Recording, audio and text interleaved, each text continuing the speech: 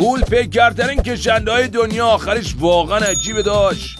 بذار با اسکانیا R730 شروع کنیم. یک کشنده غول پیکر از کشور سوئد که 730 هسته بخار قدرت و 350 نیوتن متر گشت آور داره. تا از سوئد نرفتیم بیرون بریم سراغ والوو F16 750 که بزرگوار خودش داره میگه 750 اسب بخار قدرت داره. البته موتورش هم 16 لیتریه. این یکی بهترین کشنده سال 2021 اروپاست. مان TGX 640 که موتور 15 لیتری با 640 اسب بخار قدرت داره. نوبتی هم که باشه نوبت بنز داشت. بنز اکسروس L1863 یکی از بهترین کشندهای بنز که 625 اسب بخار قدرتشه.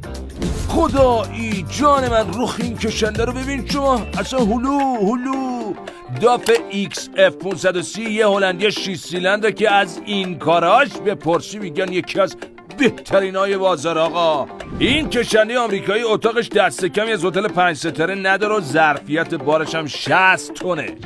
اما قوی ترین کشنده جهان شاکمن X6000 چینیه که 800 اسب بخار قدرت داره با موتور 16 لیتری.